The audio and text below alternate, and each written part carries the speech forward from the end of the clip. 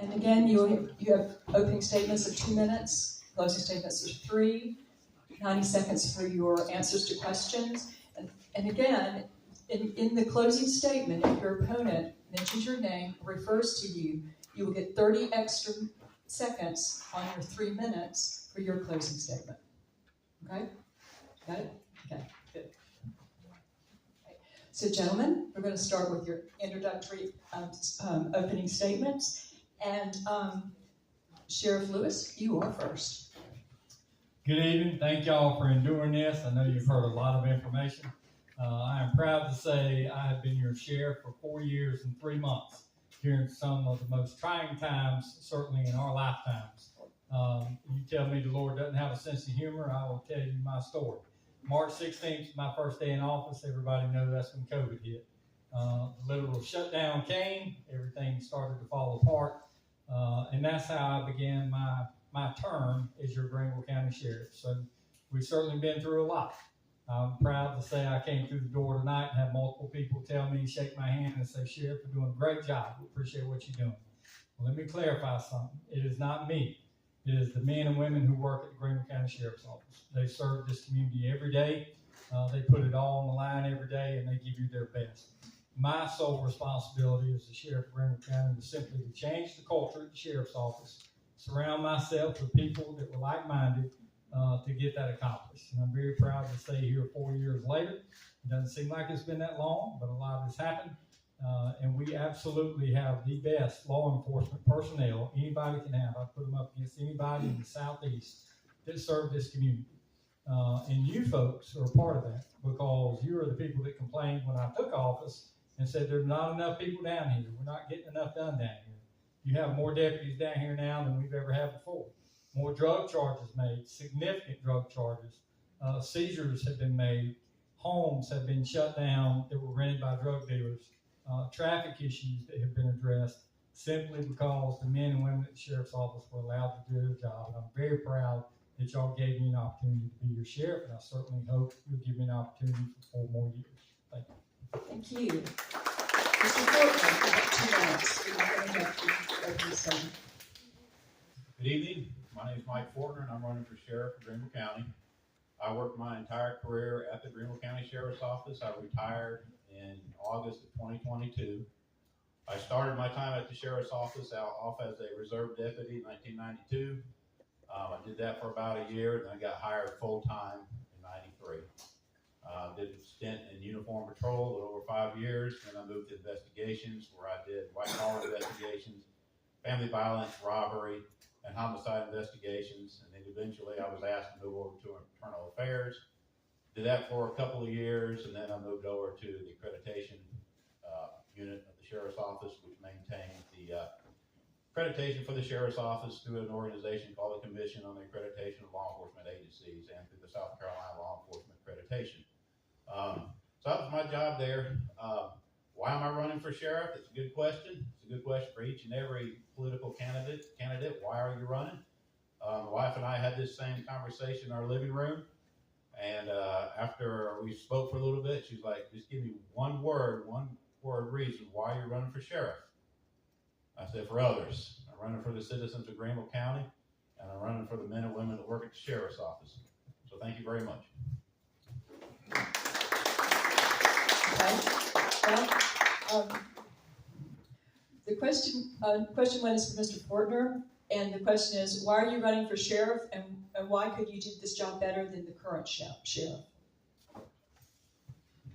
All right, well, like I just said, I'm running for sheriff because I care about others, care about the citizens of the county. One of the shortcomings I feel of the sheriff's office is manpower, the usage of existing manpower. I think there's a lot of manpower inside the sheriff's office that could be utilized in a little better way to put more people out there. I think we got a lot of positions inside the sheriff's office that are fulfilled by sworn deputies that civilian employees could probably work. Now, I'm not going to go in there and pull these people out of these positions. That's not the idea. But the idea is that these individuals leave these positions through attrition. Maybe they get promoted, maybe they ask for a transfer. We replace these positions with civilian employees. Another way to kind of increase the manpower out there on the road, for example, for visibility purposes or reserve deputies, which is the way I started off. A reserve deputy is a volunteer, and they would work with a full-time deputy, which enables you, instead of sending two cars to a call, you can send just that one double car to the call and to keep an extra car in service. So that's just a good way to just kind of beef up the existing manpower. Okay, thank you.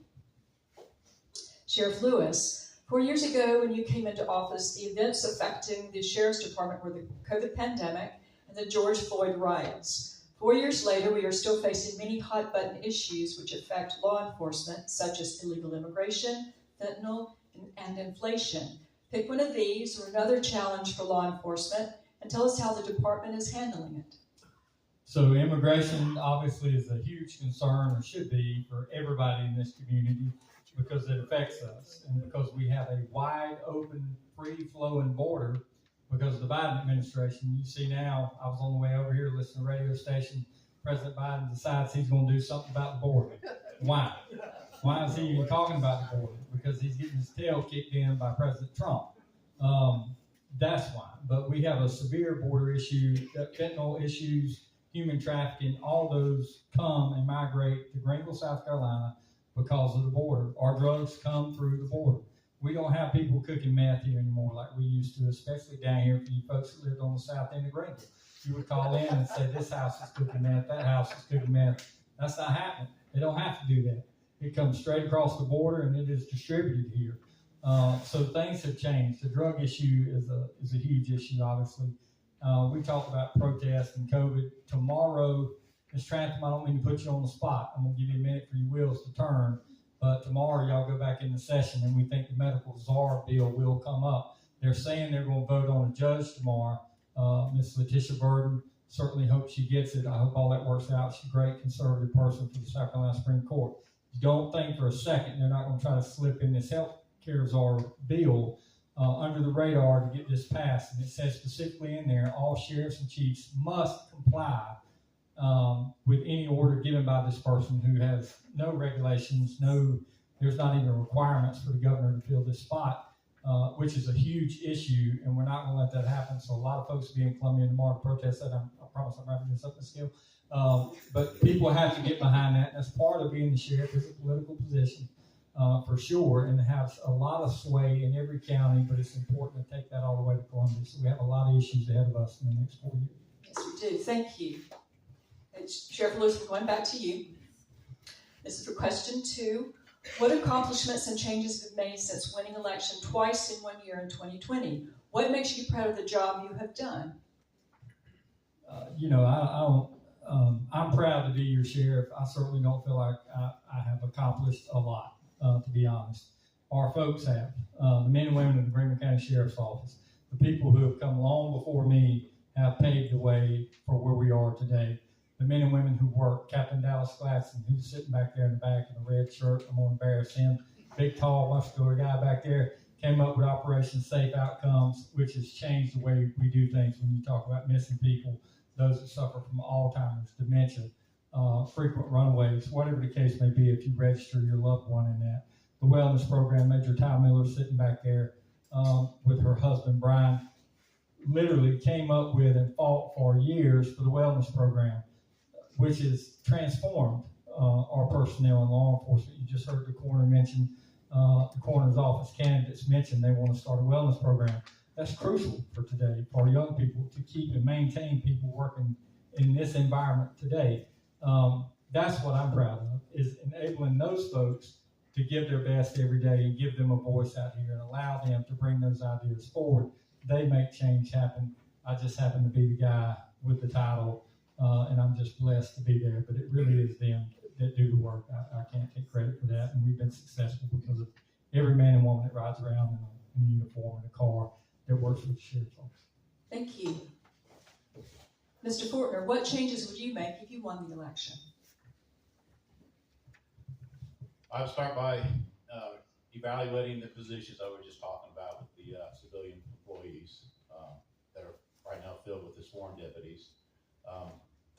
Identify those positions. I start beefing up the reserve deputy program. So one of the things I really believe in. I was a reserve deputy myself, and I understand how the reserves help out a lot, particularly in uniform patrol. In addition to adding manpower to the road, it also gives the sheriff's office a hiring pool, individuals that are reserve deputies. And those that want to get hired on full time, it gives the sheriff's office an opportunity to see them in action.